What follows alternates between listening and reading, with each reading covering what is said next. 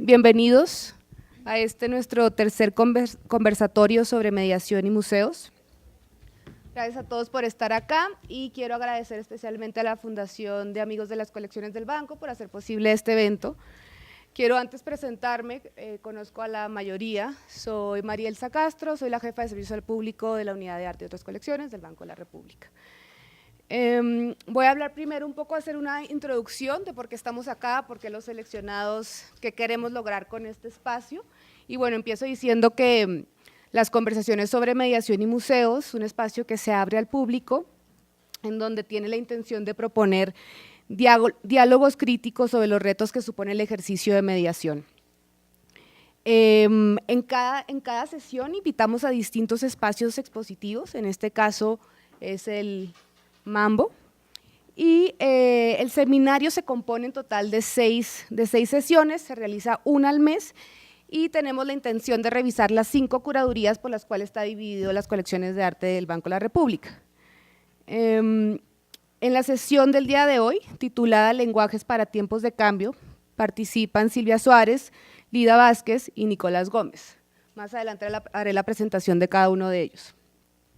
Trataremos asuntos relacionados con la manera en que diversos discursos asociados a la práctica artística moderna de 1950 a 1980 y a las múltiples nociones de modernidad y cómo se vinculan con los contextos de los visitantes, ofreciendo lecturas aún vigentes en las que las categorías como cuerpo, territorio y ciudad detonan nuevos significados.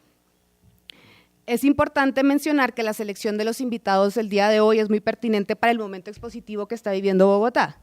En 2 museos con colecciones de arte moderno tienen muestras centradas en un periodo de tiempo muy similar y son curadas por el mismo trío de curadoras. Estas exposiciones, como pueden imaginarse, es Clásicos Experimentales y Radicales, que se inaugura en el 2013 de las colecciones de arte del Banco de la República. Voy a leer un párrafo para hablar sobre cada una de las exposiciones, y es: cuerpo, territorio, ironía, arte, conocimiento, macro y micropolítica son algunos de los asuntos que congregan las distancias constelacionales de obras del periodo histórico comprendido entre 1950 y 1985. Sus autores, junto con otros jóvenes de la época, fueron protagonistas de cambios fundamentales en la vida política, social y cotidiana. Sus aportes sembraron la simiente de grandes cambios y las preocupaciones que plantearon continúan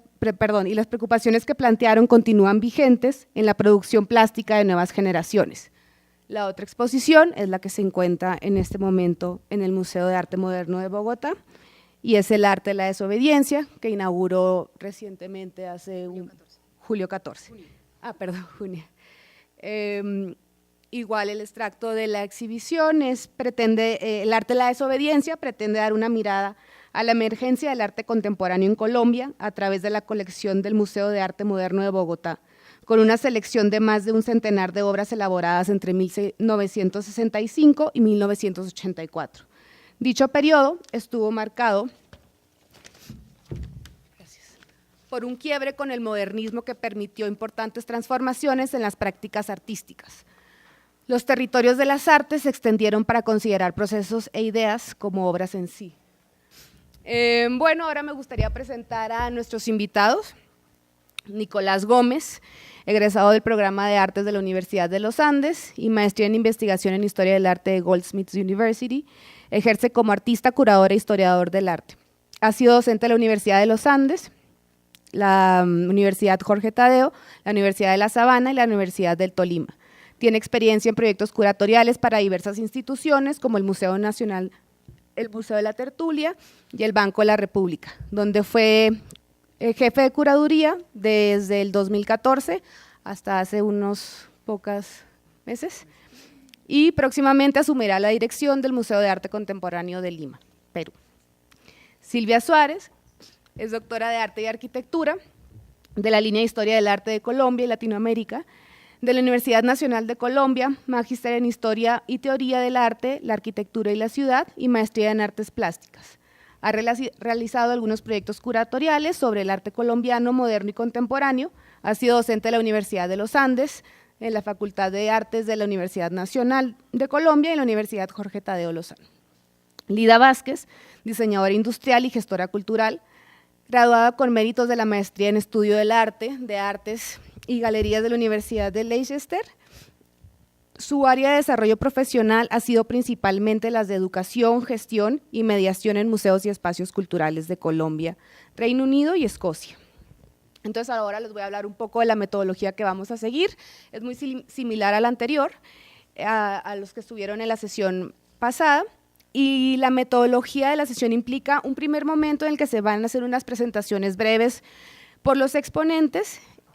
Son unas presentaciones breves y generales y las presentaciones están estructuradas a partir de unas preguntas que se les envió previamente, que ahora se las cuento, y cada uno desde su distinta disciplina particular, porque es importante mencionar pues, que tenemos la visión de Nicolás como curador y de Silvia igual como curadora, y está Lida como educadora, de la misma manera estaré yo mediando esta conversación.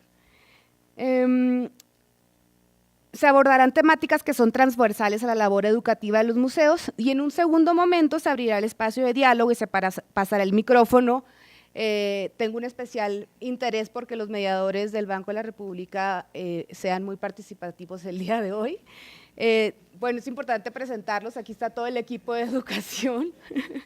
Levanten la mano. Preséntense.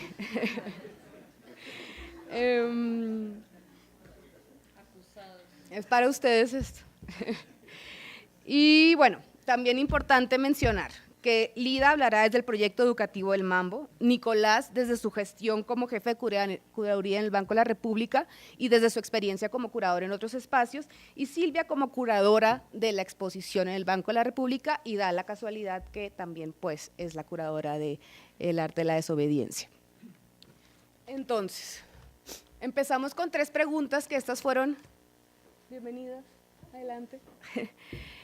Estas fueron las 3 preguntas que se le enviaron a cada uno de ustedes. Yo hablaría voy a leer las 3 preguntas y después podemos discutir y tener el orden que ustedes quieran. La primera pregunta es: ¿a quién se dirige la propuesta curatorial y educativa del discurso que representan? Es decir, ¿se pensó en algún tipo de público cuando ustedes estaban haciendo esta curaduría? Y en tu caso el proyecto educativo, que vas a enfocarte en el arte de la desobediencia. La segunda pregunta sería: ¿cuál es el discurso de la curaduría o de la propuesta educativa? ¿Se pensó en una propuesta educativa? ¿Cómo fue esa relación entre las áreas curatoriales y el área educativa, si es que hubo? Y la tercera es: ¿cuál es la pertinencia del discurso curatorial en el contexto nacional contemporáneo?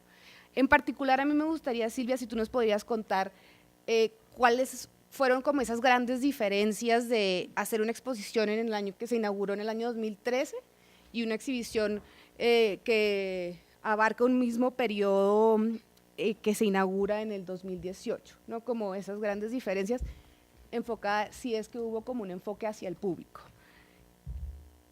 Y bueno, empezamos así, no sé, Nico, tú… Buenas tardes, muchas gracias por la invitación, muchas gracias por este encuentro que creo que es fundamental ahora, porque sí, definitivamente estamos en un momento de cambio en la definición y concepción de estos términos.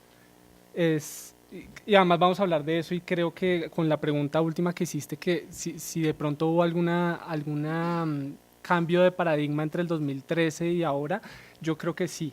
Y si es determinante el cambio, creo que hay conceptos, nociones, estructuras de procesos internos de las instituciones que están cambiando para que se empiece a dar este tipo de confluencias entre curaduría y educación. Entonces creo que es muy pertinente, y qué bueno que estén acá todos los presentes interesados en temas de museos, de mediación, de curaduría. Desde el Banco de la República, particularmente desde ese lugar, y como funcionario público que fui, que es lo más lindo de trabajar en el Banco de la República, ser servidor público, uno tiene que trabajar para el público. No hay otra opción. No puede haber otra opción. Eh, entonces, el día a día está, la utopía del día a día está eh, proyectada hacia el público general, hacia todo el mundo. Porque es que los museos lo visita todo el mundo, ¿sí? Y entonces, siempre quisimos tener claro eso en el equipo y creo que todavía lo tienen claro, cada vez más claro, pero es difícil hacerlo en la realidad. Ya cuando uno se enfrenta a la operatividad, a, la, a los mismos artistas, quizás cuando uno trae proyectos de por fuera, a los otros curadores externos, a otros agentes por fuera que hay que negociar, ya empiezas a negociar porque el mundo del arte es indiscutiblemente muy egoísta y muy centrado en sí mismo. Pero al momento de vincularse con el Banco de la República es necesario, eh, es que ni siquiera no hay otra opción, tiene que ser para todo el público. Entonces, en cuanto a los proyectos con la colección, hay una complicación y es que ya estaban resueltos desde 2013 y para nosotros el equipo interno parecían intocables y sentíamos que cada vez que íbamos a hacer un movimiento teníamos que pedirles permiso a los curadores que lo habían hecho y se lo hicimos, creo. Sí. La mayoría de veces, otras cosas las hicimos así como sin avisarles, pero siempre sentimos la necesidad de pedir ese permiso. Hacer esos cambios estaba relacionado con mil cuestiones, porque piden una obra para una exposición por fuera del país, o por una situación de conservación, o porque hay una pared donde el sistema eléctrico no está funcionando, entonces no tiene iluminación, o que hay una humedad, entonces hay que quitar las obras. Hay mil posibilidades o mil cosas que pueden pasar que nos obligaban a hacer unos cambios en las salas, a hacer los cambios a las curadurías de ellos. Esos cambios muchas veces resultan forzados y se hacían por cuestiones del día a día y por cuestiones pragmáticas y por solucionar una coyuntura. Incluso creo que los más afectados muchas veces sentía que eran los mediadores porque era una sorpresa cuando de repente tenían todo su discurso, estaban orgullosos de su discurso, después iban a la sala y había una obra nueva, entonces no sabían en qué momento apareció, entonces tenían que improvisar frente a la obra, bueno, porque nadie les contó que sí, eso sé que ha ocurrido y ocurrirá y ojalá pues haya mecanismos para mejorar esa comunicación en esos casos particulares. Ahí ya empieza a haber problemas de curaduría, educación. Pero el ejercicio fuerte que sostiene esa curaduría, el ejercicio del día a día cotidiano que sostiene esa curaduría es todo el programa de adquisiciones, que definitivamente es un programa muy estructurado, muy transparente, muy con unos procesos de organización tremendos y de reflexión y de asesoramiento también por parte del comité, por parte de otros agentes externos, que sí garantizan que esa sea una colección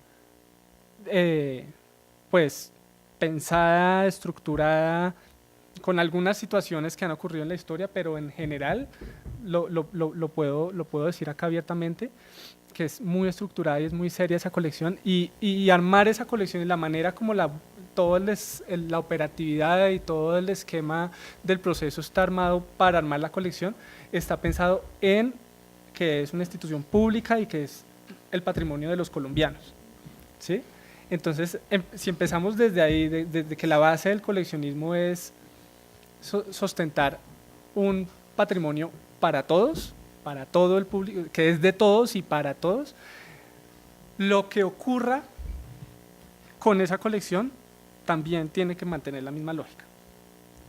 Eso por una parte. Ya viene el capítulo de las exposiciones temporales, que es como otra, que eso ya muchos de esos son proyectos que vienen por fuera, con otros curadores, con otros artistas, con otros agentes, donde muchas veces el rol interno es de más coordinación y un tema administrativo que de intervención en lo técnico curatorial, muchas veces, aunque hemos hecho proyectos de nosotros. Cuando hacemos proyectos nuestros, creo que ha habido más interés y más apoyo en la relación con la mediación. Y eso creo que fue determinante en Leo Matiz y El sueño y la razón. Creo que así lo fue y lo siguió siendo, y fue, aunque fueron dos modelos expositivos muy diferentes, yo viví una relación muy cercana con el grupo de mediación, por lo menos en esa exposición, y sé que hicieron talleres, hicieron cosas, y fue muy activo, y yo pasaba por allá y hablábamos y todo. Entonces, procuramos que sea así. Hay casos, una anécdota, por ejemplo, con los carpinteros. Con los carpinteros desarrollamos desde el equipo interno, con Isa me acuerdo, todo un plan para hacer una serie de talleres y traernos invitados para aprender oficios asociados a la obra de ellos y demás.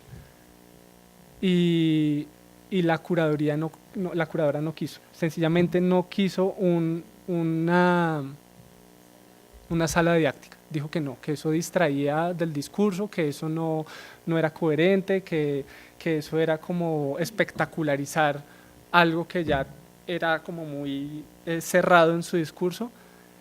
Entonces, esto lo cuento para hablar de que pues fue un caso particular en donde sencillamente el externo no quiso esa mediación y no fue consciente, o sí fue consciente porque sabían lo que querían, pero no nos entendió como institución pública que está obligada a generar esos espacios. Hasta ahí voy porque podría extender. Sí, y además eso es Banco de la República, porque podría hablar otros casos también, en donde es diferente. No. ¿La mía? Sí. Sí. Gracias.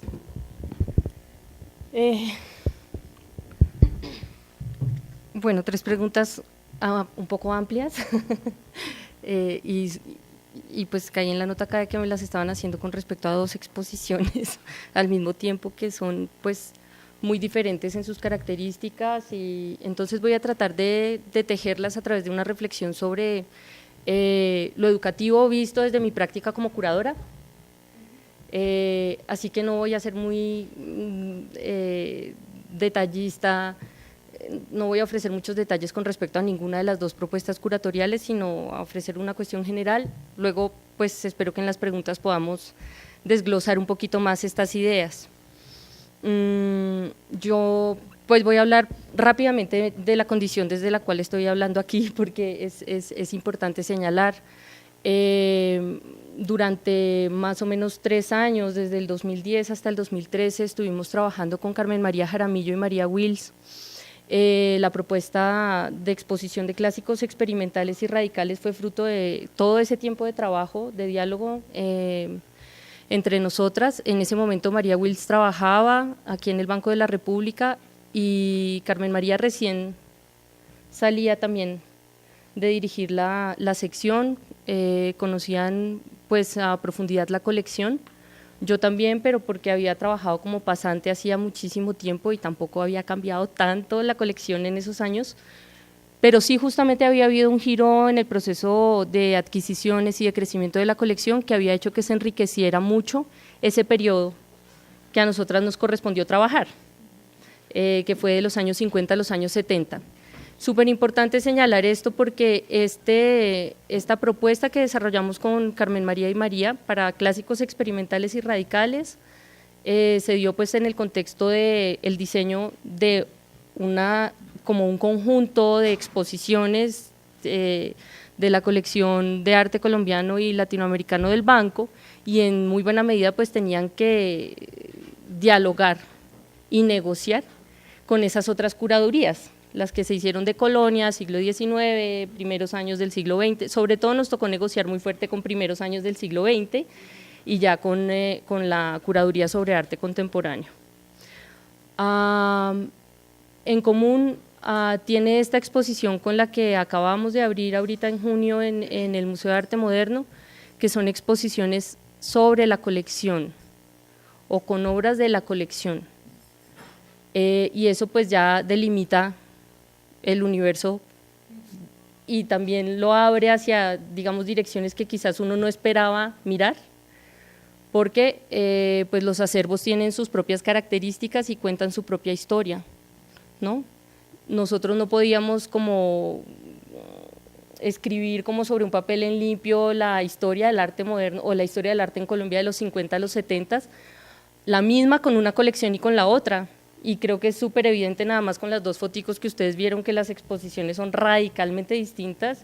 Quien entra a una o a otra podría pensar que está entrando a periodos distintos o a países distintos, pero en realidad solamente son dos instituciones con culturas diferentes, con culturas institucionales diferentes, y creo que eso, digamos, muestra algo, un principio que nosotras seguimos en la propuesta de esas curadurías, que fue ponerle mucha atención y peinar a contrapelo las colecciones, no partir de una idea prefijada y tratar de acomodar la colección a la idea que teníamos sobre arte moderno o que nos habíamos construido en nuestras propias investigaciones como historiadora del arte, que es Carmen María, bueno, o yo, y que tratamos de construir el discurso a partir de esa revisión de las colecciones, ¿no?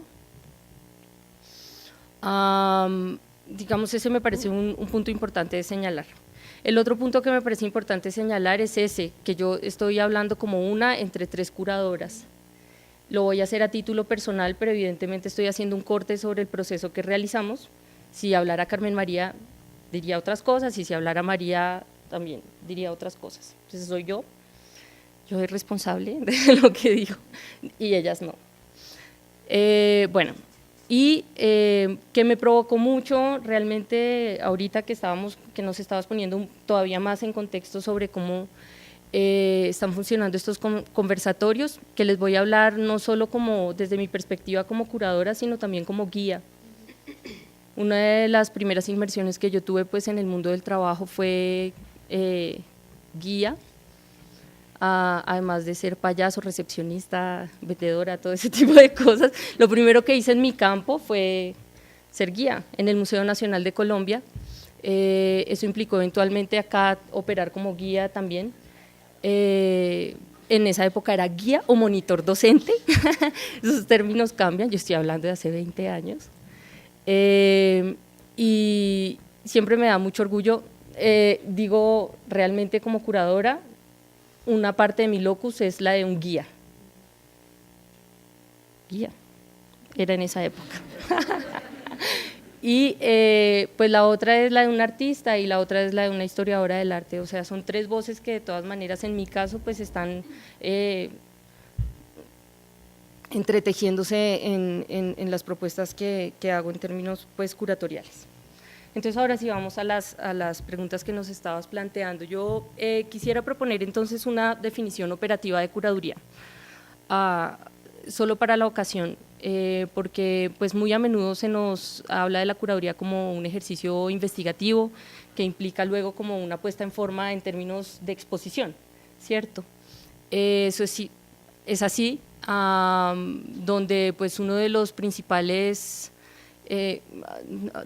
digamos juegos y posibilidades que uno tiene es el de la selección, ¿cierto? Y a partir de la selección empieza un proceso bien complejo de sintaxis de lenguajes diferentes que implican desde la comprensión de cada obra de arte por sí misma hasta su disposición en el espacio, la elaboración a partir de todos los elementos que permite como el trabajo museográfico, eso es decir, vamos a hablar el lenguaje de la luz, vamos a hablar el lenguaje del espacio, vamos a hablar el lenguaje de qué está más alto, qué está más bajo, qué está más cerca, qué está más lejos, qué está junto a qué, cómo está iluminado, está parcialmente iluminado solamente, etcétera, etcétera, ¿no?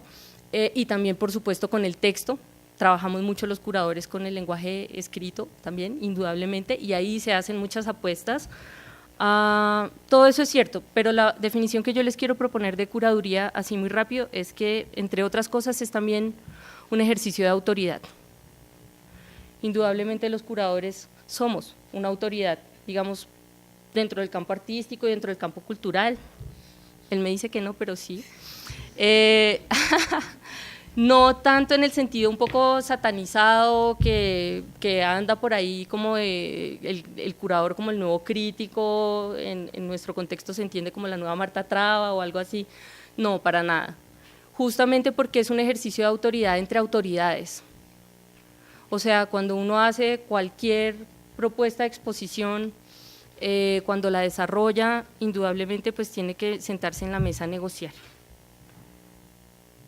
Depende de si está haciendo una exposición, digamos, entre comillas, exposición como de intervenciones en el espacio público. Imagínate las instancias de negociación que se abren así, son muy diferentes a las que se abren, como en el caso de estas dos exposiciones de las que yo estoy hablando, que eran museos. ¿Sí? Que las negociaciones son diferentes según… Claro, son totalmente… el modelo institucional. Exacto. Entonces, muy rápidamente…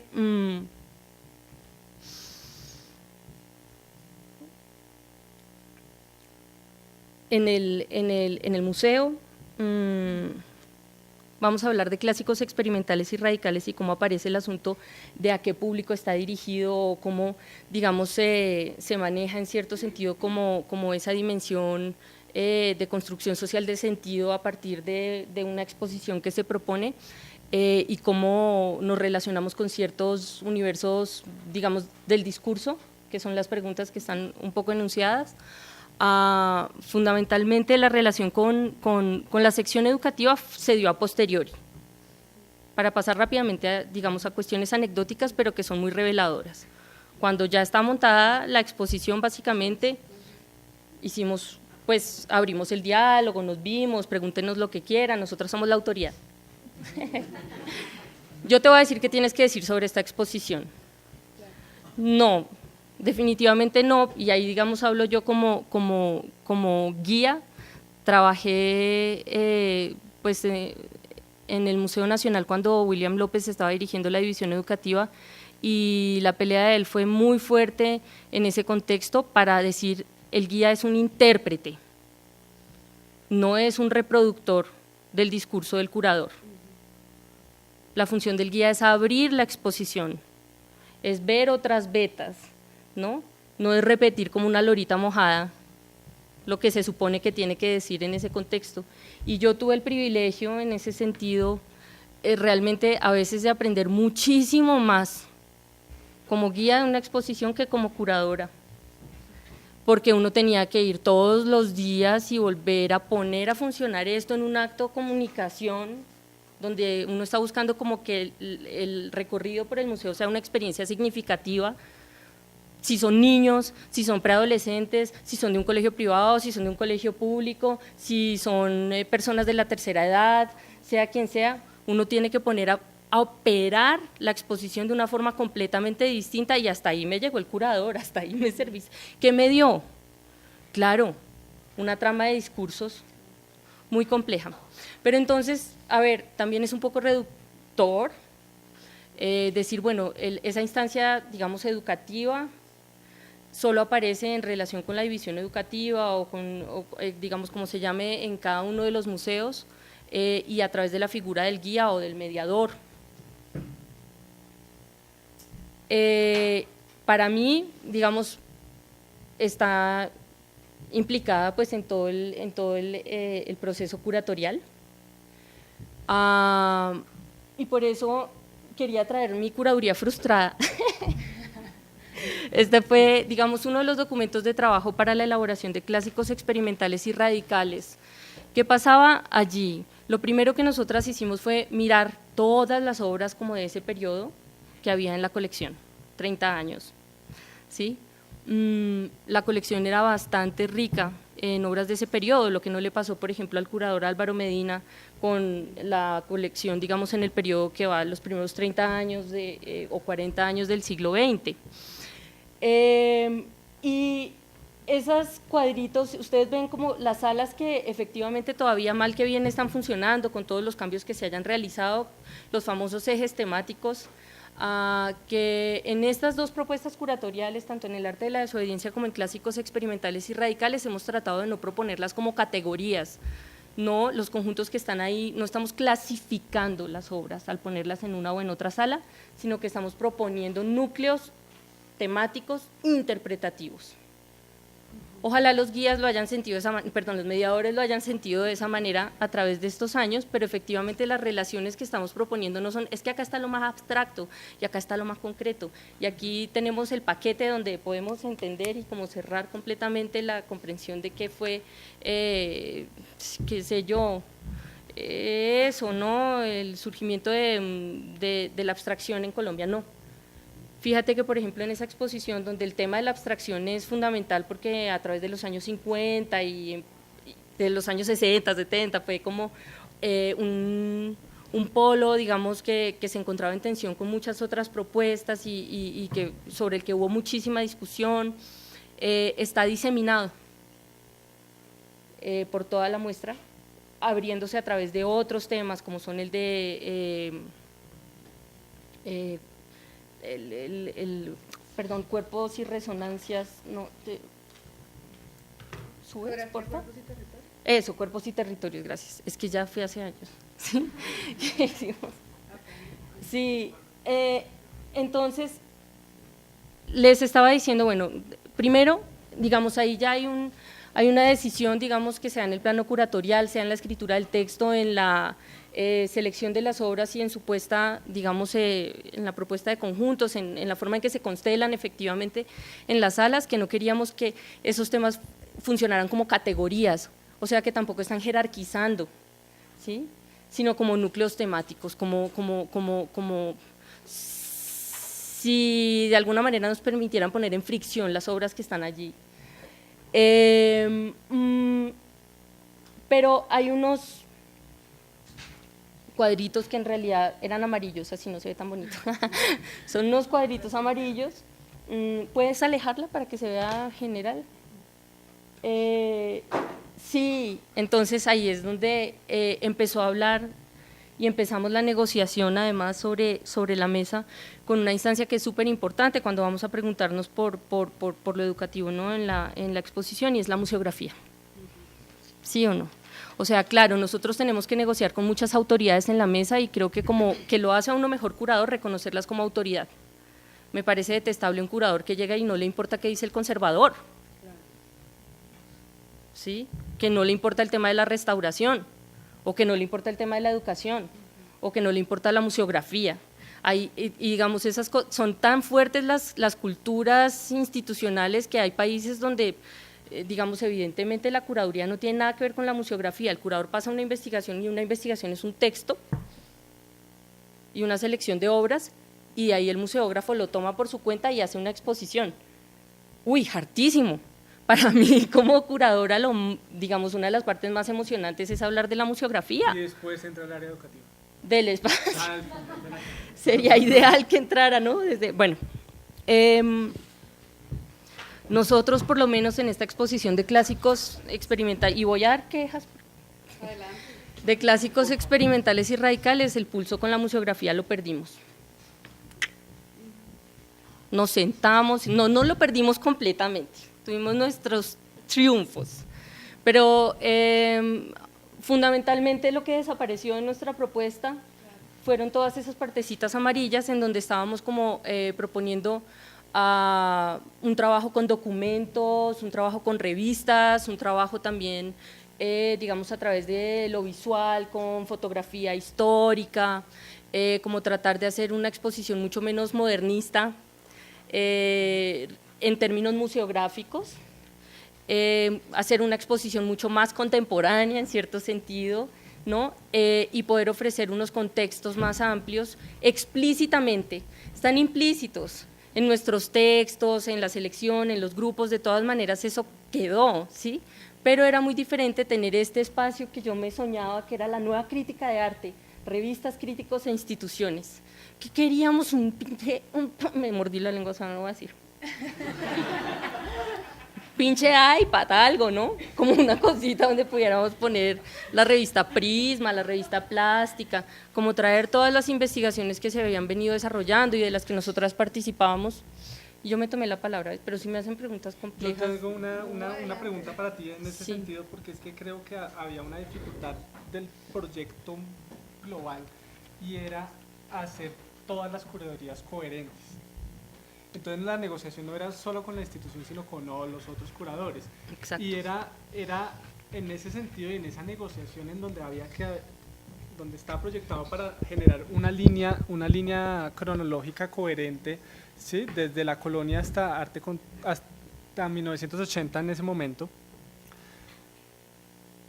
era más factible depurar ¿sí? y hacerlo lo más limpio y neutral posible, de tal manera que todas las curadurías tuvieran las mismas condiciones de trabajo, de material, de mostrarse, ¿sí?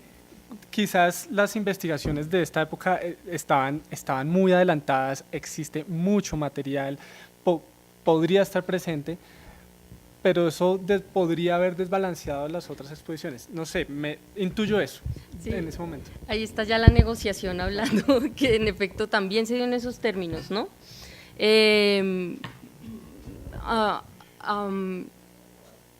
Voy a hablarles de los logros para poder comentar sobre esto. Efectivamente, una de las cuestiones que aparecía era, bueno, tiene que tener como cierta homogeneidad, ¿no? Aunque pues es clarísimo que cada etapa pues fue elaborada por un equipo curatorial distinto o por un curador distinto.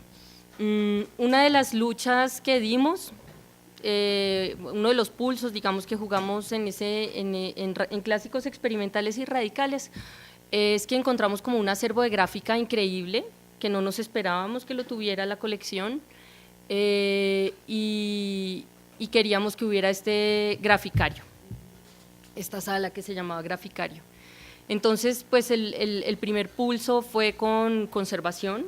¿Cómo podemos hacer para poner papel en una exposición permanente? Eso no se hace. ¿Cómo se hace? Habría que trabajar con la luz, habría que trabajar con unas vitrinas especiales, habría que generar unos dispositivos, Entonces dijimos, genial, ahí está el reto. O sea, ¿para qué quieres ser conservador en un museo importante si no vas a asumir ese reto? Entonces, eso funcionó. Sí funcionó, no, pero funcionó porque se incluyó el graficario. Okay. Después hubo que replantear todo y poner otras obras y todo. Flyer.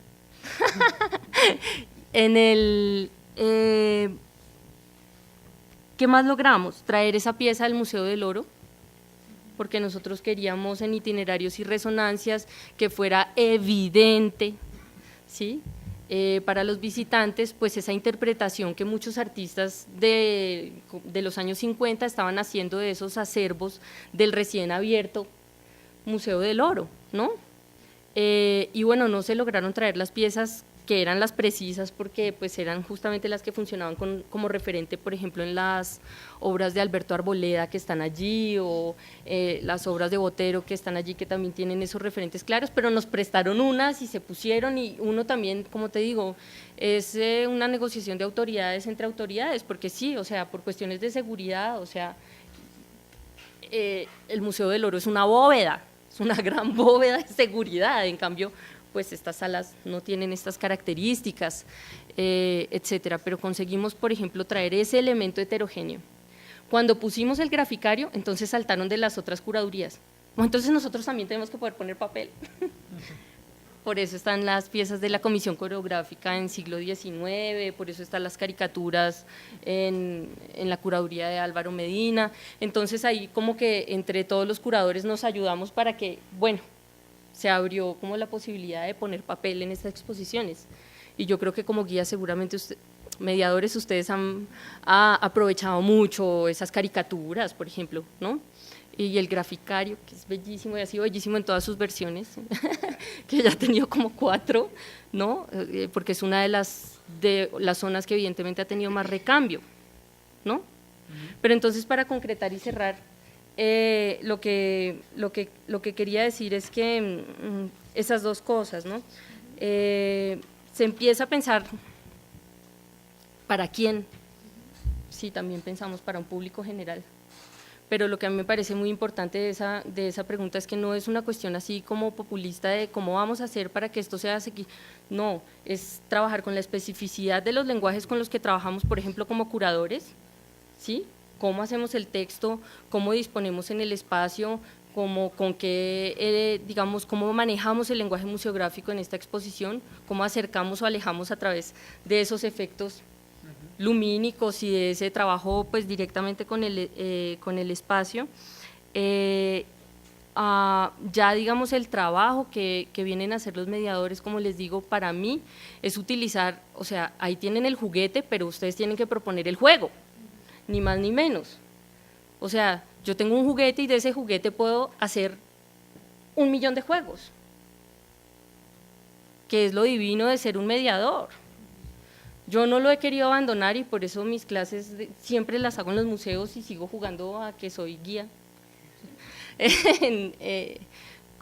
De hecho, así voy a utilizar este semestre la otra exposición de la que no voy a hablar porque ya sería muy extenso, pero sí quisiera decir que, como para señalar las diferencias de las culturas institucionales, en el Museo de Arte Moderno, a pesar de ser una institución que tiene prácticamente la misma edad que la colección de arte del banco y sus espacios de exhibición que han ido cambiando, pues no tenía una institucionalidad tan fuerte, está nueva, ¿sí? Se están inventando de nuevo como las cosas, los protocolos, los equipos son nuevos de trabajo, digo las personas, no los aparatos. Los aparatos no, definitivamente no son nuevos. Sí.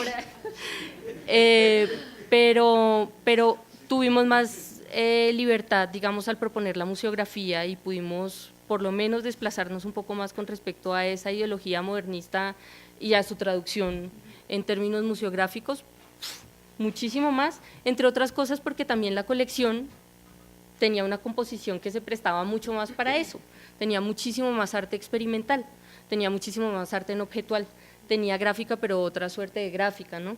Entonces también es una exposición que en parte, trabajamos una propuesta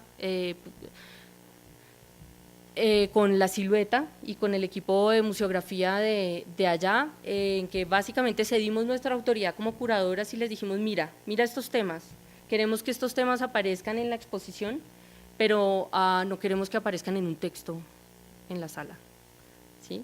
Sino que nos inventemos el dispositivo con ustedes y efectivamente tuvimos pues una respuesta muy divina de parte del equipo del museo y de la Silueta también y llegamos a concretar estos esculcaderos que están en digamos en todas las salas de la exposición, que son pues un dispositivo museográfico díscolo, bastante conspicuo, que se puede tocar, que se puede abrir, que trae elementos que no son obras de arte, como elementos de la cultura visual, diarios, objetos, todo otro tipo de elementos que nos dejaron meter pues mugre, no es mugre de ninguna manera, pero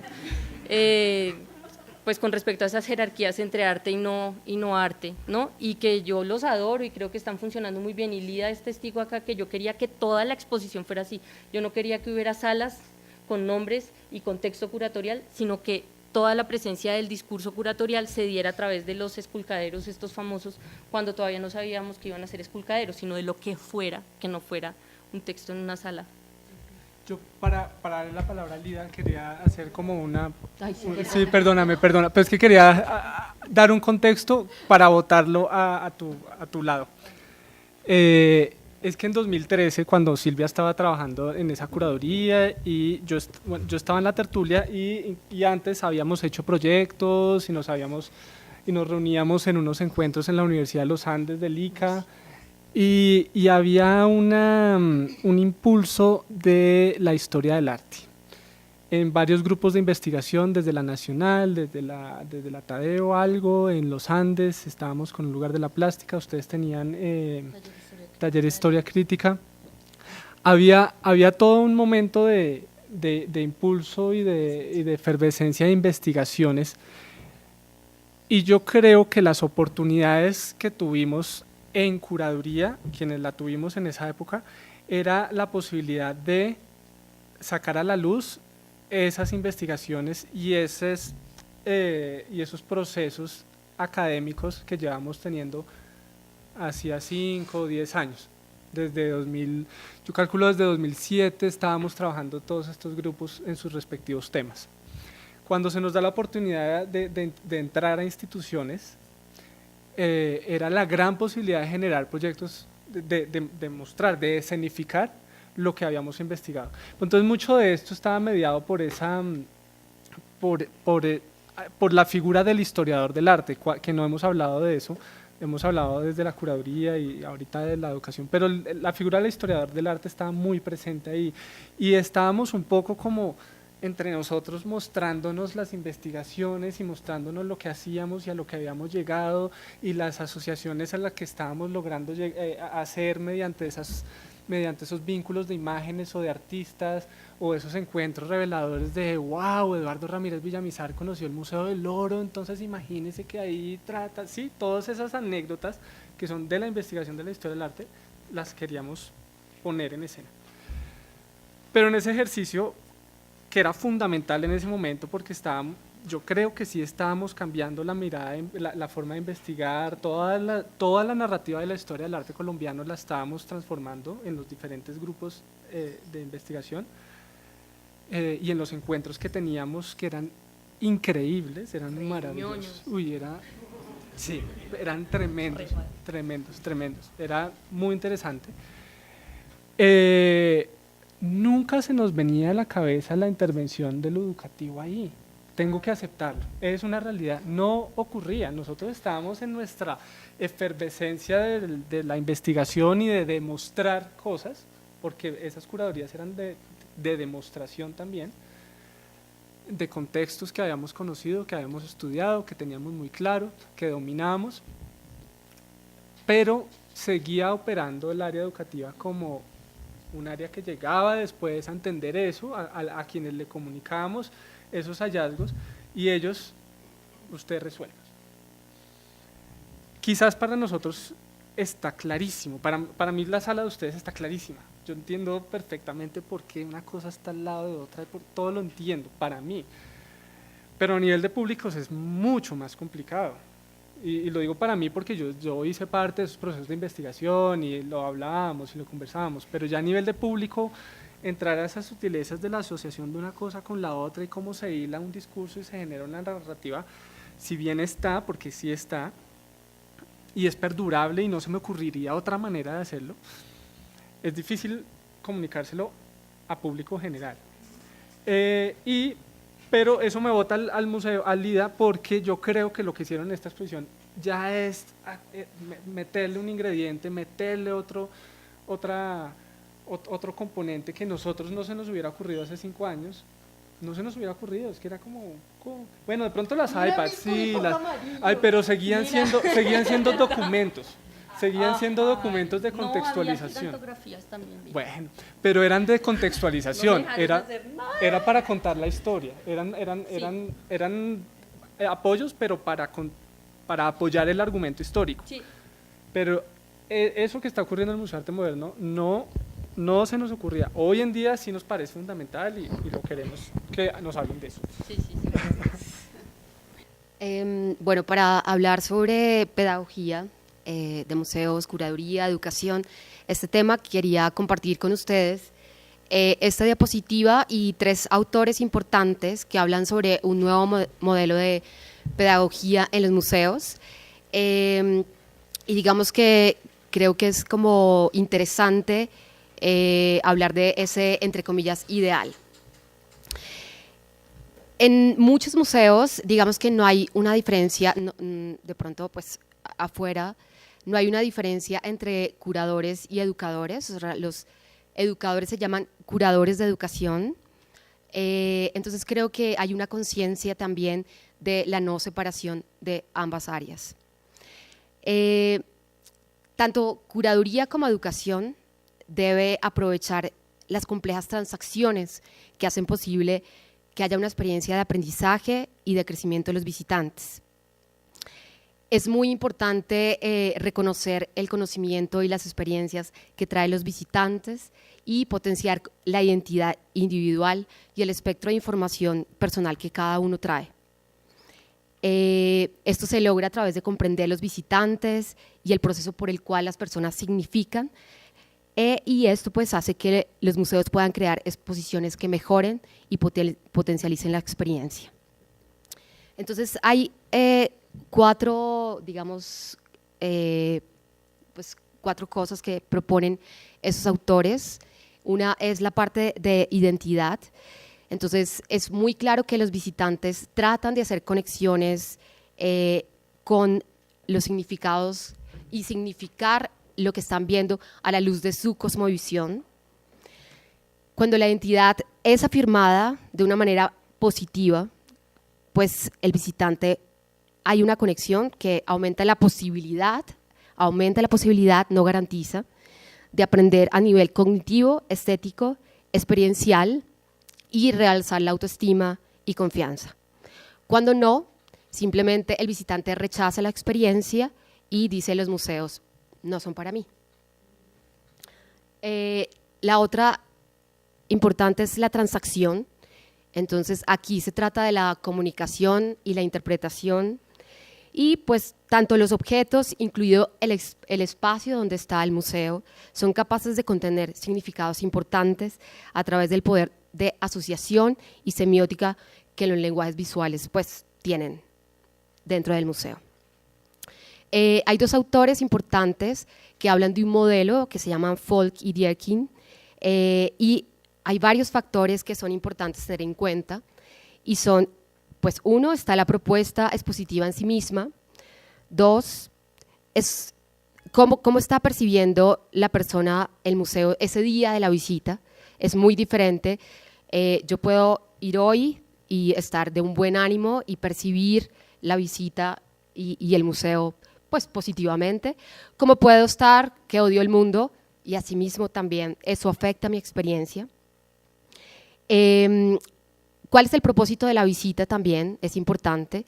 Si yo voy porque bueno, quiero ver la exposición, o si voy porque alguien me dijo que fuera, entonces yo estoy acompañando a esa persona, también es importante. El tiempo que se va a gastar la persona o este grupo en la exposición y la propia experiencia del objeto. También dice Folk y Dierkin, estos autores, que una cosa es cuando han leído algo de la exposición o de esta propuesta expositiva, han visto algo o alguien les ha dicho de esta exposición. Eso también puede cambiar la percepción del visitante en el museo. Hay otro factor que es el ritual, que muchos hemos escuchado acerca de los rituales, tanto seculares como sagrados. Hay una especie de ritual que se da en el museo y tiene que ver como un drama estético que pasa con los visitantes cuando son activos en la propuesta expositiva que representa el guión curatorial, y hay un rol social muy importante como compañeros de otros, pero también con nuestros acompañantes.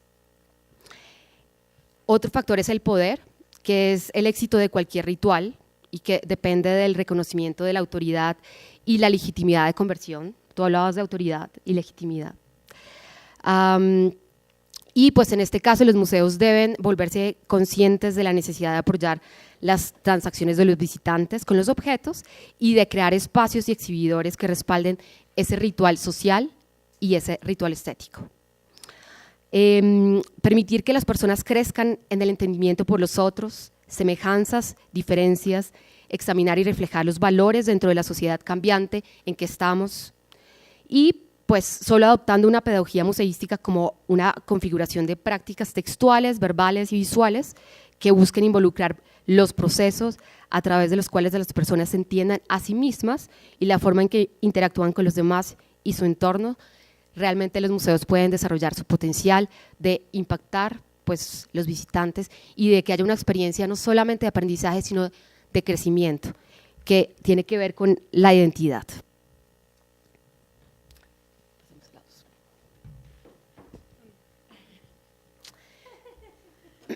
Bueno, y acá entonces ya hablo del caso Mambo. donde es importante ser conscientes de las dinámicas de cada museo, como Silvia habló también, son museos que tienen culturas institucionales diferentes. Para el caso del Mambo se plantea 3 exposiciones anuales, pues hay unos tiempos y unos recursos limitados para cada exposición.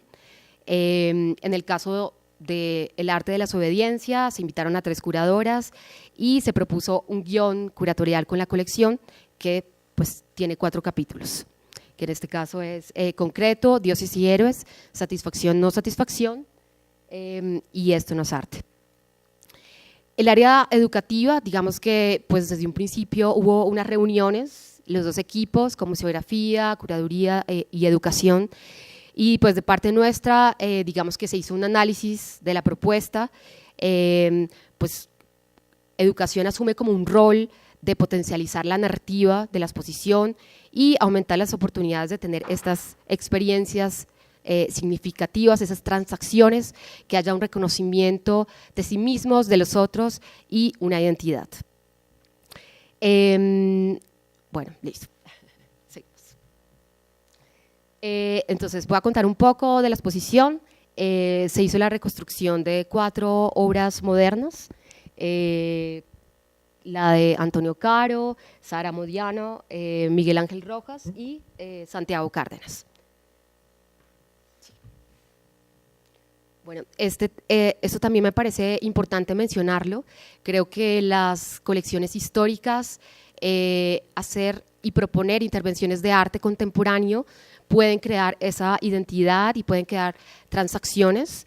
En este caso fue invitada Gabriela Pinilla, ella propuso un mural que tiene una estudio de la historia del museo. Hay una carta que hizo Marta Traba, Felisa Burstein y digamos pues es muy interesante mirar el mural porque de alguna manera esta historia y estos personajes tan importantes como Beatriz González pues se ven reflejados allí. Pablo Licona, él hace una propuesta de activaciones cada 15 días, un programa donde se propone diferentes cosas, se llama Mambo y Mercadito. Entonces, bueno, aquí también pasan cosas en la periferia del museo, al lado está, y la obra de María Elvira Escayón.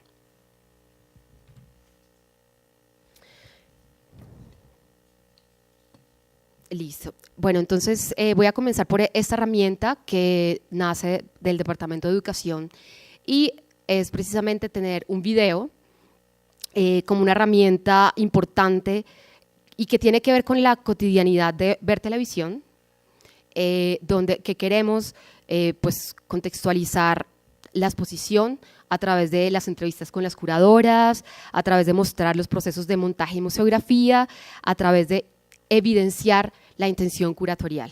Aparte del texto curatorial que está escrito, pues creo que acá cuando el video tiene subtítulos ahorita, cuando tú fuiste no tenía, ya le pusimos. Entonces aquí, digamos que cuando uno lee un texto, quizá haya personas que se conecten más leyendo texto, pero creo que viendo un video y escuchando hay una posibilidad de conectar. Bueno, estos esculcaderos que recuerdo que las curadoras llegaron al museo pues hablando de una línea de tiempo y creo que con el avance de las reuniones, con la silueta, pues se llegó a decir no va a haber línea de tiempo, sino que van a haber unos módulos pedagógicos. Esto muchas veces depende del curador. Tú hablabas, Nicolás, de la vez que no dejaron hacer una sala educativa, pues nos ha pasado que nos dicen no, esto pues interrumpe el guión. En este caso pues fue este externo de la silueta y también creo que en estas reuniones hablábamos precisamente de cómo poner esta línea de tiempo que llegó, como no fuera una línea de tiempo. Exacto. Entonces acá, bueno, creemos que es una herramienta poderosa para que los visitantes tengan una experiencia activa, hagan conexiones con la realidad de su nación, de su sociedad y se dé un reconocimiento de identidad y una oportunidad para que la propuesta expositiva tenga sentido. Aquí en los esculcaderos creo que hay muchas cosas, hay memorias, se pueden generar sentimientos, se pueden generar valores y provocar como un sentido de asombro. Listo. Otra herramienta que también es importante para educación, digamos, lo que tú hablabas, es un equipo nuevo que se reinventa. Tener textos en inglés y en español pues no era algo que pues se tenía antes en el Mambo y que ahora para nosotros es importante. Hay un 20% de porcentaje de turistas que van al museo.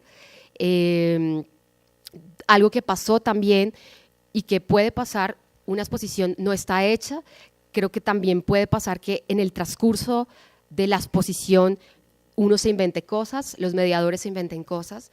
En este caso, digamos, los visitantes se acercaban y preguntaban, bueno, queremos saber más de los artistas, porque las fichas técnicas que se colocaron eran muy pequeñas, título, nombre del artista y fecha, y no más. Entonces creamos esta herramienta de tener unas reseñas extendidas, tanto en inglés como español, que está en cada uno de los capítulos. Esto no lo habías visto. Listo. Bueno, y acá viene el proceso de mediación. Pues tenemos un grupo de mediadores que también pues trabaja con nosotros por programación de actividades. Sábados y domingos estamos teniendo una mediación permanente, pero pues por los recursos esto ha sido, digamos, algo no positivo de poder tener mediadores permanentes durante la semana. Nos sentamos con ellos y lo que hicimos fue hacer un análisis de esos 4 capítulos. Estas son las fotografías de lo que propusimos, de esas preguntas que podían conectar, que nos conectaban a nosotros con los capítulos y podían conectar a los públicos también, y promover precisamente la interacción social y las conexiones idiosincráticas, y pues habilitar a los mediadores precisamente en ese proceso de construcción de significados. Bueno, esta, digamos, es la actividad que creamos con los mediadores. Vimos que en todos los capítulos había un eje precisamente de desobediencia, de hablar de inconformidad. Entonces dijimos, bueno, un cartel, proponer esta actividad ha sido muy, muy bonito y muy impactante. En este cartel de acá, ellas hablan de sí al aborto. Aquí hablan de la justicia del ciudadano. Sí, tranquilo. Pues los niños hablando de la política, nos tiene mal. Hay una indiferencia también de la sociedad.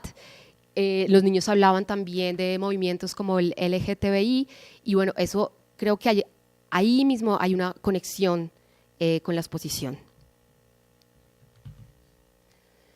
Esta guía de exploración la estamos terminando. Es una guía de exploración que precisamente es un cuadernillo, tiene unas preguntas y tiene un ejercicio por cada capítulo. Entonces seguramente va a estar saliendo la próxima semana. Y finalmente pues quiero compartir lo que nos han dicho los visitantes. Cuando comencé hablando, se habla de un potencial, se habla de una posibilidad, pero no hay una garantía. Entonces voy a leer esto que hablan los visitantes. El primero dice: inquietante pensar en la curaduría, entre comillas, así se dirá, pregunta. Que esta exposición piense que se trata de desobediencia. ¿Cuál desobediencia? No entendí gran cosa, lo cual no es grave, pero más bien quedé con una sensación de que se nos dificulta un montón ser claros. Otra opinión. Me gustaría que pudieran comprender o encontrar las palabras justas para describir la cantidad de sensaciones encontradas que tengo en esta exposición. Otra opinión. Bonita serie de exposiciones, muchas de ellas, a pesar de tener más de 20 años de producción, logran transmitir sus objetivos y propósitos con el mismo poder y fuerza. Obras que tocan temas tan importantes como la sexualidad y la definición del arte entran al contexto colombiano. Volveré. Otra opinión. esta es una opinión de un niño, que son las encuestas pequeñas que aquí vemos. Dice que el arte no se trate solo de dibujos o cosas así, sino que el arte se puede representar de distintas formas y pues eso me gusta.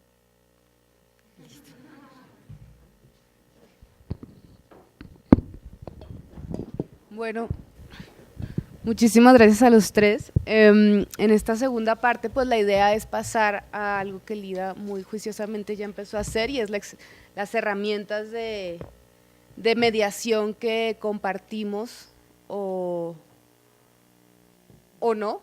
Me quedó resonando la idea cómo se aborda el contexto en las dos exhibiciones, ¿cierto? O sea, en una puede ser a través de los textos en sala, esas es como las divisiones en estos 6 temas que se dividió, los voy a mencionar: itinerarios y resonancias, geografías, cuerpo y territorio, realidades abstractas, fragmentación, parodia e ironía, graficario y mirada urbana. Y me parece que en el caso de lo que presentabas, el tema de los esculcaderos, también pretende hablar de lo que estaba sucediendo en ese momento, en esa época, y que las herramientas, pues en un caso sería el texto, en el otro sería más una imagen o un material de archivo, etcétera. Eso por un lado me gustaría, voy a pasarle la palabra al público. Y por el otro lado también me gustaría que nos cuenten, mediadores de los museos del Banco de la República, y si es que hay alguien del Mambo, algo pasa en nuestras colecciones, que es que cuando ustedes están en colección permanente rara vez les sale visita, es decir, explico a los demás. Nosotros estamos divididos, tenemos 5 espacios que mediamos y tenemos un mediador en sala permanentemente.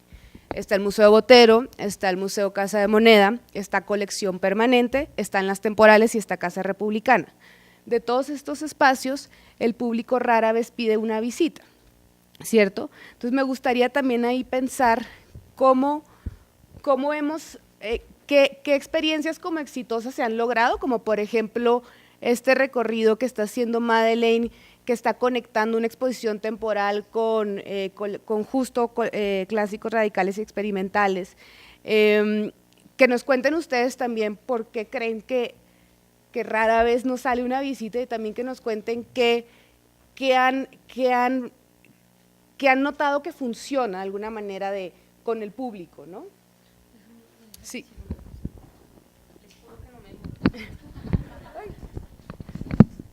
Hasta el micrófono se quiere ir, pero es que sí, no, que digamos tengo digamos una de las quería aclarar sobre los esculcaderos, que no fueron concebidos como módulos pedagógicos, pueden usarse como tal. En cambio, todos los otros materiales que mostraste sí están, digamos, concebidos en ese sentido. Lo quería señalar porque efectivamente como que fueron resultado de un diálogo de todo el equipo, sí, con la silueta también, con los de educación, los curadores y todo, pero la idea era justamente operar con respecto a las formas de aparición del discurso curatorial y de la narrativa curatorial.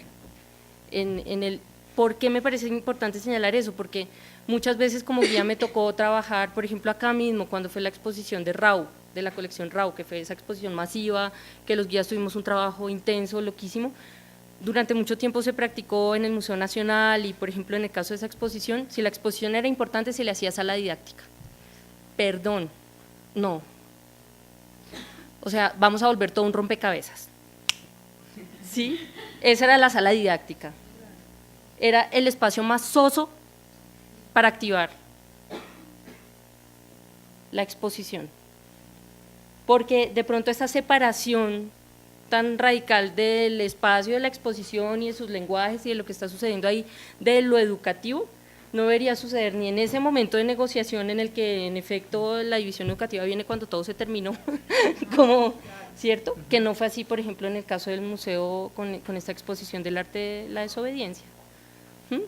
Aunque pueda haber un potencial enorme, divina la sala pues que hicieron ahorita para lo de Leo Matiz, ¿no? Esa es otra cosa, de otra dimensión, pero entonces digamos que sí me gustaría poner eso sobre la mesa, también sobre esa división de lo educativo como… ya. Ahí con Leo Matiz a mí me parece que fue una experiencia que la trabajamos desde el principio en conjunto. Bueno, no desde el principio, pero sí desde muy temprano se pensó junto con curaduría que sería una buena herramienta que activara la exposición. En este caso, pues para los que no los conocen, es la cámara oscura, y se relacionaba directamente pues con la fotografía de manera muy evidente, pero eso nos dio un montón de posibilidades de poder interactuar con el público. Pero eso es una Ya le quiero pasar. Pero espérate, con micrófono. Y creo que alguien tenía el micrófono acá. Vayamos por orden. Bueno, buenas tardes. Voy a tratar de ser muy concreto también. Digamos que yo debo confesar, por ejemplo, y puedo declarar demencia en esto, que yo también fui uno de los que cuando llegó al museo por primera vez pasaba por las salas de la parte más moderna y más contemporánea, y yo me preguntaba, ¿en serio el banco está pagando por esto? O sea, debo reconocerlo. Y el asunto es precisamente que eso, ya dentro del ejercicio de mediación, sí me lleva a una reflexión, y es cómo son digamos, los mensajes, qué tipo de mensajes está planteando la curaduría, qué tipo de mensajes plantean las obras y los artistas, y sobre todo cuál es el ejercicio de comunicación que busca el museo. Entonces, me parecía muy importante, por ejemplo, lo que señalaba Nicolás, porque creo que es como el trasfondo de todo el problema, y es las dificultades de comunicación que tenemos entre nosotros como instituciones, como equipos de trabajo, y más aún con el público, ¿no? Entonces, digamos que yo siento, a término personal, que un poco la presión que a veces hay de parte de la academia y de las instituciones por establecer un discurso particular y que además suene de una manera particular, es lo que está dificultando muchas veces esa comunicación con el público, ¿sí? Digamos, desde la academia, ¿no? Si vamos a hablar de modernos y hablar de la exposición de Botero ahorita en el Nacional, pues hay muchas cosas que de cara al público, de cara a la discusión nunca se dicen, pero que todo el mundo las piensa, ¿sabes? Entonces me parece que esos problemas de comunicación son claves. Digamos que siento que no estamos siendo claros a veces con los discursos curatoriales o con los discursos de los artistas. Y eso con el arte moderno me parece que es mucho más delicado. Por ejemplo, si hablamos de los años 60 o 70, el mensaje es abiertamente político, ¿sí? Y a veces incluso se trata un poco como de neutralizar la cosa o como de volverla más musical. Por ejemplo, con las obras de Débora Arango, cosas así. Si tú ves el mensaje institucional, digamos, a nivel del banco, lo que aparece es una versión de Débora muy matizada a veces, ¿no? Entonces, eso me parece que es importante en la medida en que siento, y pues es más una pregunta, digamos, personal, que lo que se hace es buscar legitimar y buscar tener argumentos de autoridad desde la institucionalidad y desde el lenguaje. Entonces, a veces siento un poco que estos discursos de las curadurías de arte contemporáneo, que son tan fuertes, tan cargados, lo son deliberadamente precisamente para buscar generar una legitimidad y una autoridad sobre el público, o para contestarse preguntas entre curadores o entre artistas, ¿no? Entonces siento que eso. Y digamos que eso simplemente me llevaba como a una reflexión final, y es cuál es el papel del arte, cuál es el papel de los museos en todo este proceso del que estamos hablando, ¿no? Siento yo, digamos, la pregunta concreta que hacías, Marielsa, es ¿qué nos ha funcionado? A mí personalmente, lo que me ha funcionado muy bien con el arte contemporáneo y con el arte moderno es tratar de establecer una relación personal entre quien visita la sala y el artista, y hacerle entender que el personaje que hizo esa obra es un ser humano de carne y hueso, que tiene unas posiciones, que tiene una manera de ver el mundo y que lo expresa en su obra, ¿no? Fuera de eso, pues sí, se puede hablar de geometrización, de temas técnicos, pero siento que en la medida en que se logra esa conexión personal, todo lo demás pasa un poco en segundo plano y se puede discutir de otros términos.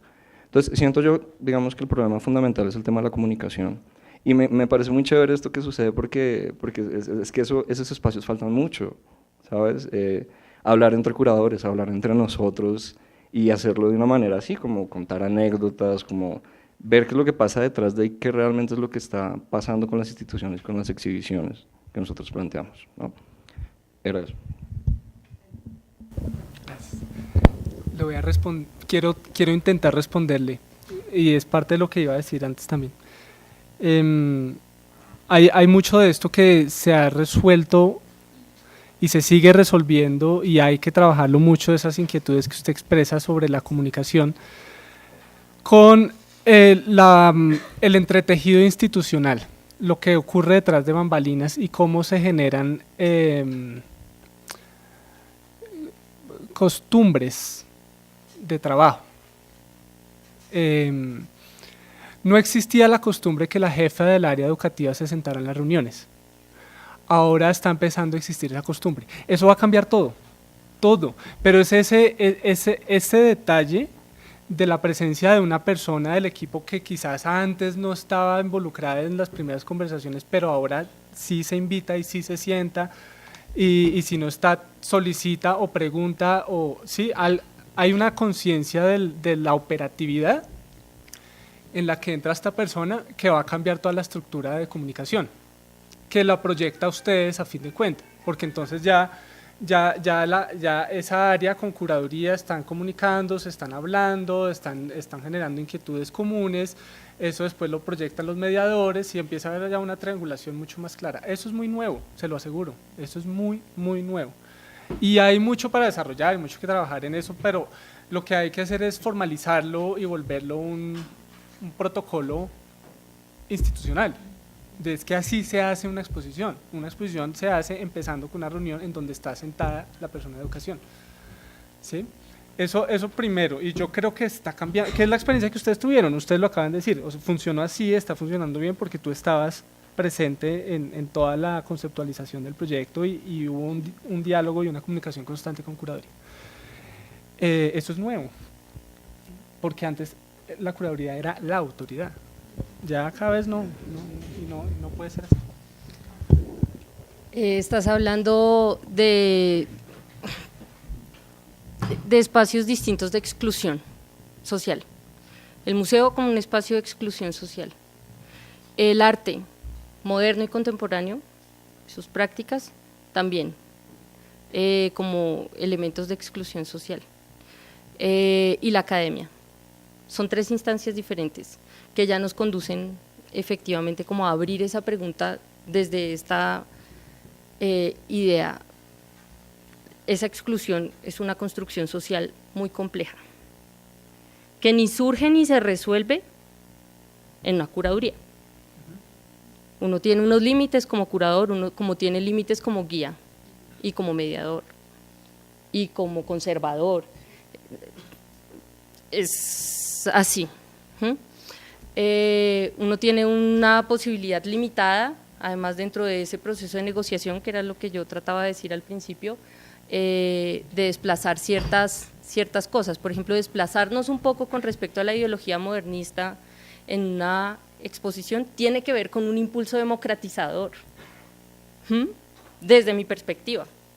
¿Hasta qué punto lo puedo hacer en determinada exposición, en determinado contexto institucional? Depende, ¿sí?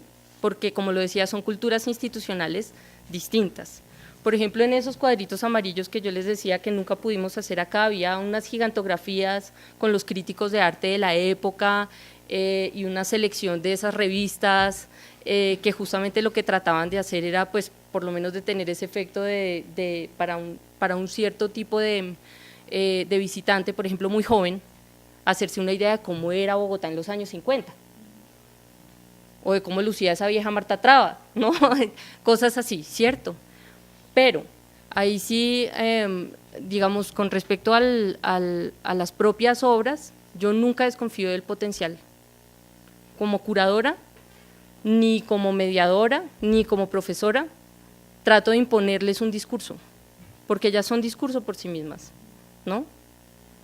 O no discurso único, son matriz discursiva, por eso son obras experimentales, por eso son obras de arte moderno y contemporáneo, ¿no?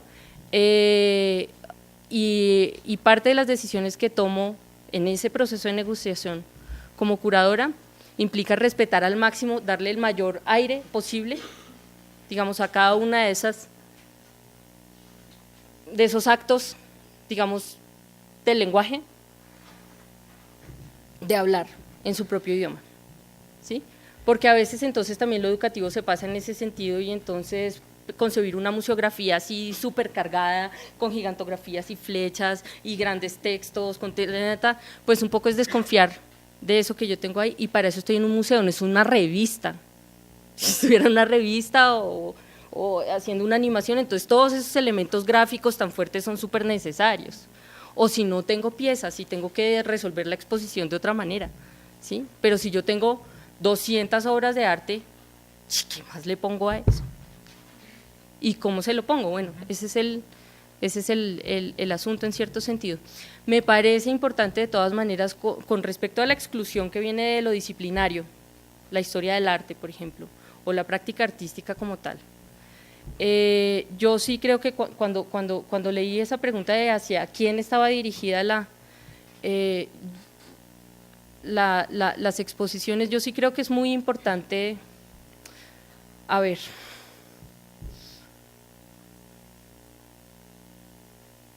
yo adoro ese libro que se llama El elogio, ese ensayo que es El elogio de la dificultad de Stanislao Zuleta, gran clásico, quienes no lo hayan leído, por favor, léanlo.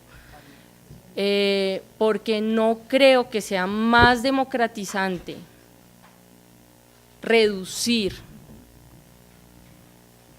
el lenguaje, ni el verbal ni el no verbal, ni el verbal, ni el visual, ni el textual, ni el espacial.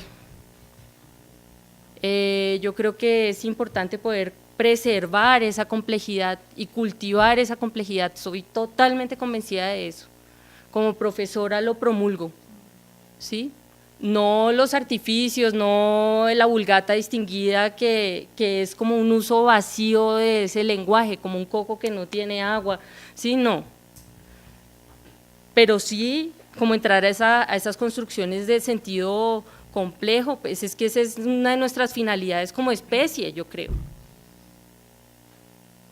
Complejo no es complicado, complejo no es enredado simplemente por disimular, como por ponerle perendengues, por hacerlo rococó, no, para nada.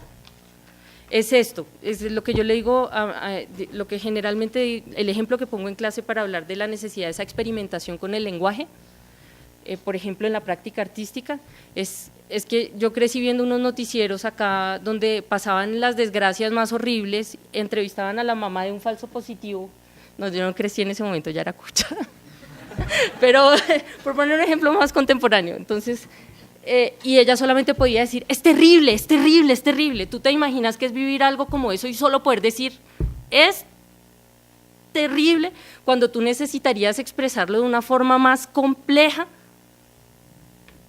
visualmente y gestualmente y verbalmente y por escrito, poderle dar la bienvenida a mucha gente a esa complejidad, eso es democratizante. Como guía lo que siempre traté de hacer, como profesora lo que trato de hacer.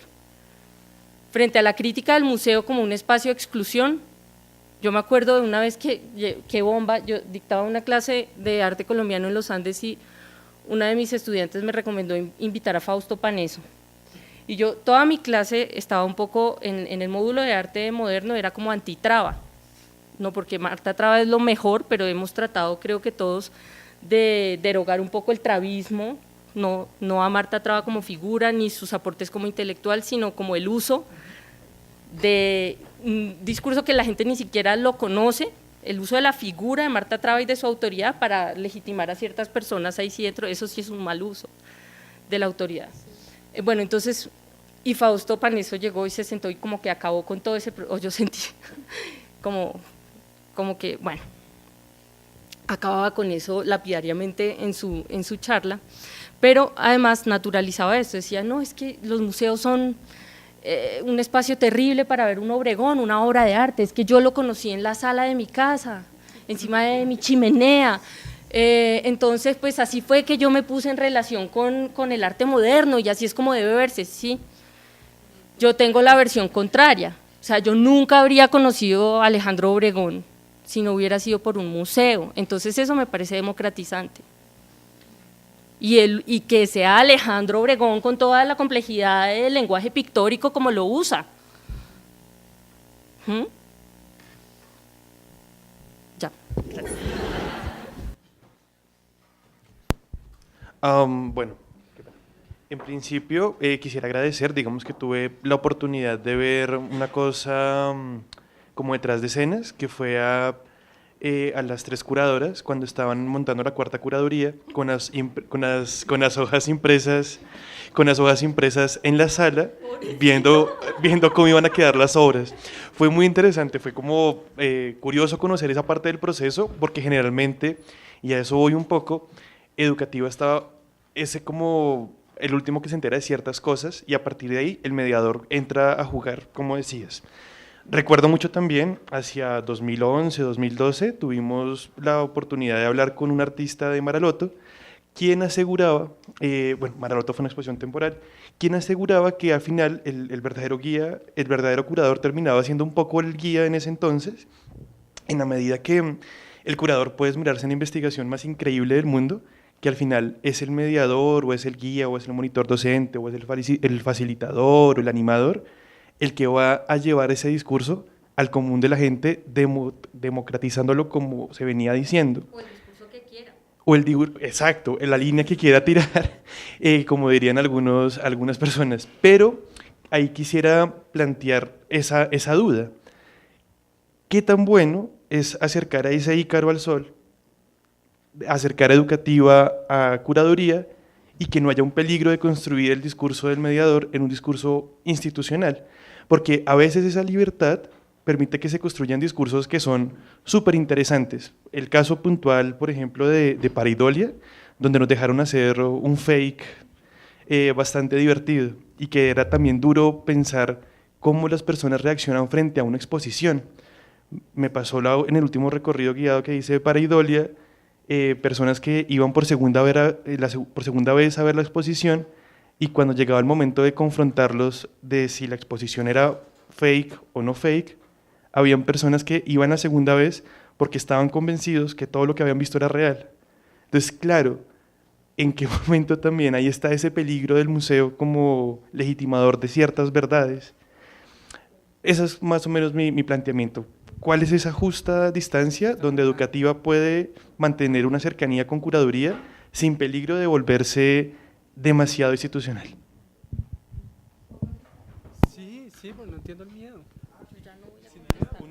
Una última cosita, particularmente para los dispositivos del arte de la desobediencia, me gustó mucho, pero como historiador ñoño, no sé si sería chévere tener una herramienta, sé que no es una línea de tiempo, pero la herramienta de la fecha técnica con el año de la entrada de la obra al Mambo, porque ayudaría un montón. Y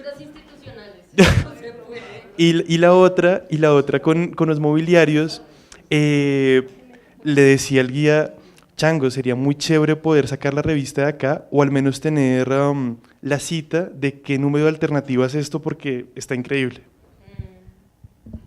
Yo quiero contestar una partecita y luego te lo paso a ti, Nico. Sobre el miedo que el discurso del mediador se convierta en institucional, ese es un reto que tenemos nosotros, y es el no dejar que el contenido de la exposición se vuelva su discurso. Creo que siempre lo hemos hablado, y el hecho que los mediadores del Banco de la República sean de profesiones tan diversas les da una manera de entender el contenido que se le está dando por parte de curaduría de manera distinta a cada uno de ustedes. Tú como historiador lo entiendes distinto al artista o al literato. Creo que ese también es como una responsabilidad tanto de los mediadores como mía, como del área educativa, de darles siempre la libertad de que el discurso sea hecho por ustedes. El contenido sí, el contenido puede venir del guión curatorial, pero el discurso lo construyen ustedes.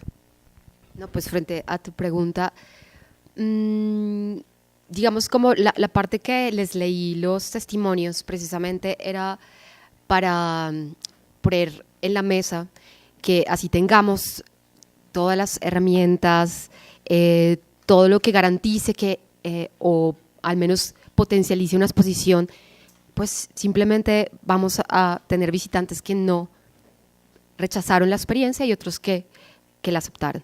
De los esculcaderos, sí, a mí también me parece la felicidad de sacar, porque aunque uno puede abrir los cajones, no puede sacar las revistas.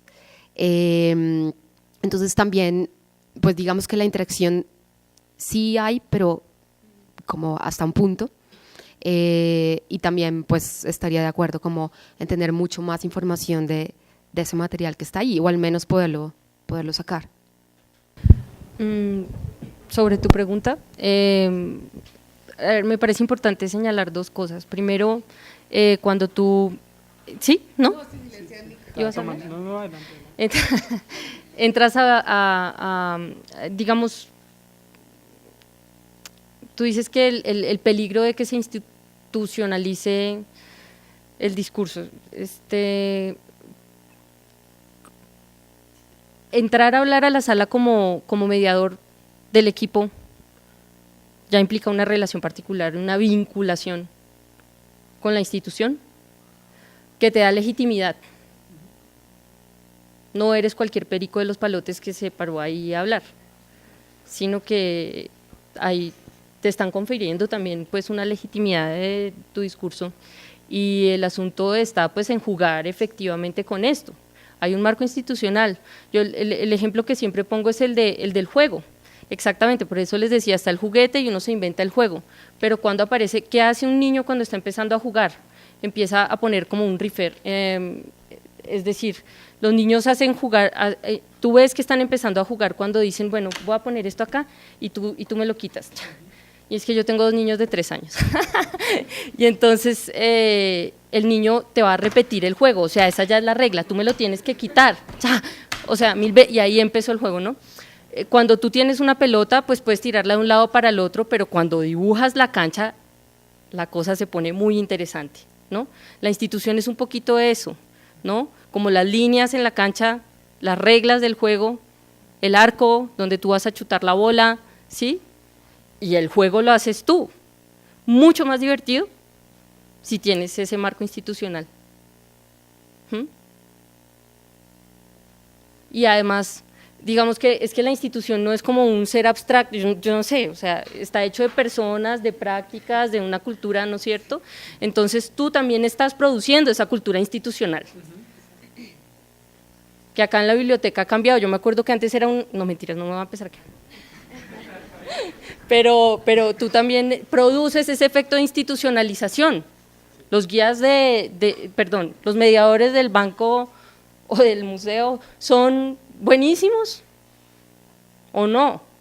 Eso va generando expectativas, va generando o no va generando públicos, va haciendo que yo como profesora digo, cuando llevo al grupo se lo confío a un guía de estos o no, ¿sí? Y así, tú generas también institución, y eso no es malo necesariamente. Vamos a hablar de las herramientas. Sí, es que me sonaba algo de las herramientas. ¿Hay preguntas?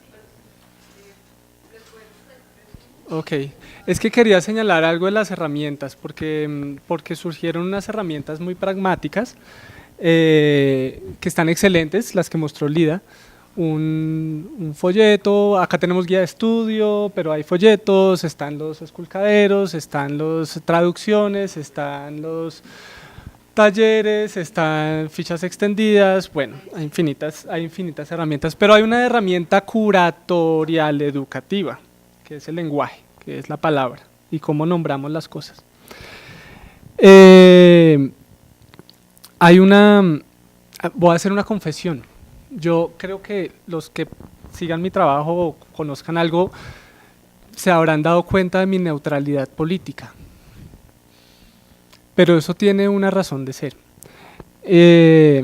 Hay una frase de Rancière que es que lo político es lo común a una comunidad,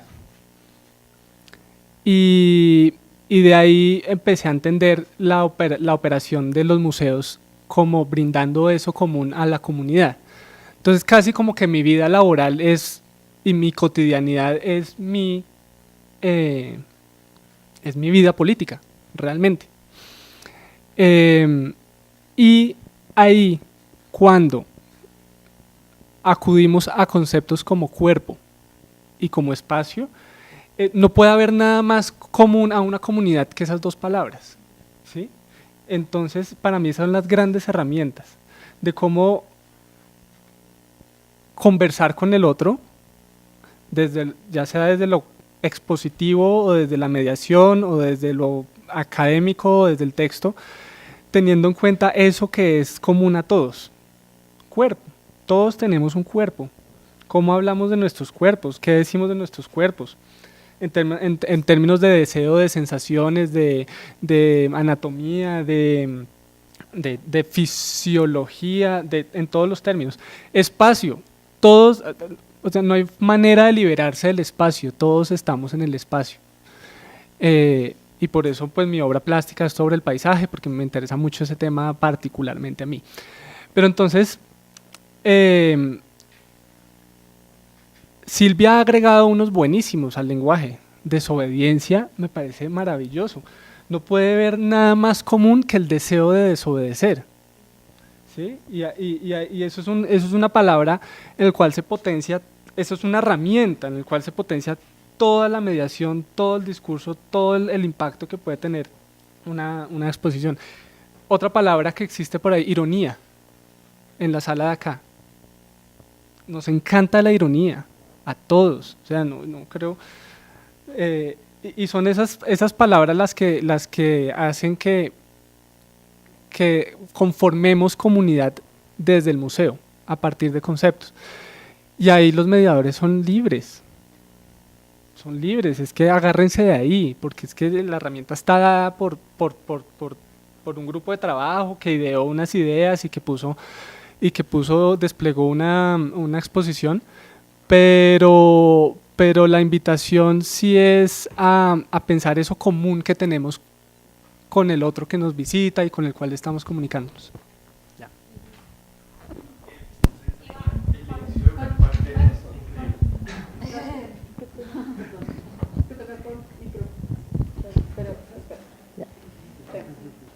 Pues yo quería hablar como de mi experiencia particular porque estoy involucrada en los dos, como mediadora en el Mambo y en el Banco de la República, mucho más tiempo en el Mambo y viendo como toda esa transformación, y recientemente en el banco.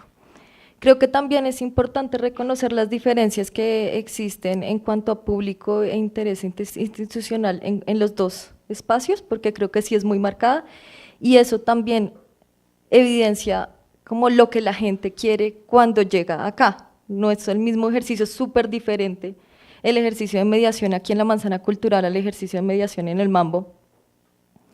Personalmente me siento como un poco más cercana a lo que hacemos en el Mambo a veces, porque también tenemos una experiencia mucho más grande, pues mucho más larga de hablar con nosotros como un grupo de estudio, de sentarnos juntos en proponer pues unos talleres, hablar con los curadores, hablar también con otras instancias en un periodo un poco más largo antes de la exposición, y pues han salido cosas muy chéveres como pues este taller del cartel en el arte de la desobediencia y lo que se hizo para la Bienal de Sao Paulo o para Juan Manuel Echavarría, que eso son cosas que requieren tiempo y que creo que aquí en el Banco de la República últimamente pues se han estado como fomentando con estas ideas como de vincular colecciones, que es como una idea general, aunque pues yo también lo he mencionado como aquí en los grupos, que sería muy chévere que entre todos planteáramos como proyectos, volverlo como una cuestión de colectiva, porque pues en esos quehacer colectivo pues siempre salen como ideas muy, muy chéveres.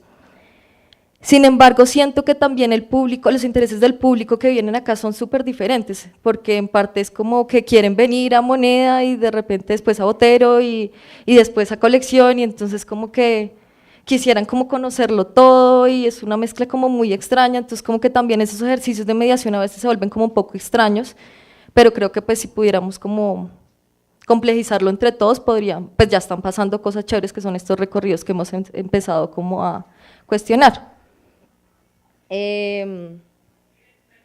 Sí, no, en cuanto a la idea como de que nosotros seamos como volver, como el mediador se vuelve como una voz institucional, me parece que para mí me sirve mucho hablar en primera persona, como ser muy conscientes de que estos son pues bienes públicos finalmente y que nosotros nos estamos apropiando desde nuestra experiencia personal, de manera que ellos también se puedan apropiar desde su formación personal, no sé. Gracias.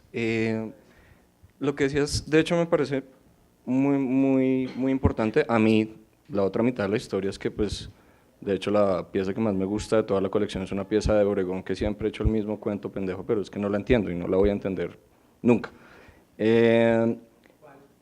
La de la Laguna de Saturno. De hecho, el día que se queme el museo posiblemente me lo arroje. Pero lo que iba es a que, digamos, por ejemplo, a mí me sirvió mucho para apuntalar todo el tema de los procesos históricos en el país a través de la reflexión del arte desde el siglo XIX, que suele ser bastante complejo, hasta finales del siglo XX. Pero lo que iba era, un poco la pregunta tenía esa intención, el comentario de provocar un poco la respuesta era porque lo que señalaba María Elsa es algo que me preocupa mucho a nivel personal, digamos, yo la puedo disfrutar muchísimo, pero hay una realidad que nos está sucediendo y es que en colección realmente es muy, muy raro que salvo un grupo de universitarios o alguien que esté viendo la lechuga y de pronto no lo saque a ver otra cosa, es muy raro que alguien pida o busque un recorrido comentado por la colección. Entonces digamos que siento yo que, y más comparado con el volumen de ingreso que nosotros tenemos de visitantes por botero, por moneda, de 2.500, 2.600 que entran diariamente, que muchos llegan a colección más porque se pierden en el espacio y que realmente como que no sienten esa empatía con el espacio, es algo que a mí me preocupa y siento que es importante reflexionar sobre qué está pasando ahí, qué no está pasando. ¿Qué crees que está pasando? Es lo que por eso te planteaba el tema de la comunicación. Siento yo que es un tema más de comunicación, desde mi perspectiva. Yo creo que una exposición permanente requiere un tratamiento completamente distinto. Ustedes hablan del público como algo dado y homogéneo, pero creo que todos tenemos claro que no es así. Ni está dado, ni es homogéneo, ni que exista una cantidad de gente en el mundo implica que sea un público, porque es una condición asociada, digamos, a la democracia, a construcción de ciudadanía, etcétera, etcétera, los derechos culturales, ¿no? Entonces, uno de los principales retos que tiene todo museo es trabajar en la construcción de públicos, y eso no es cualquier cosa.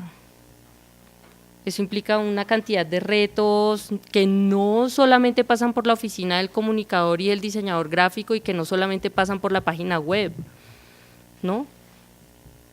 Que están radicadas profundamente en las culturas institucionales. Entonces, yo creo que no tiene nada que ver con la complejidad de las obras per se, del lenguaje del arte moderno per se o de la curaduría que nosotros propusimos.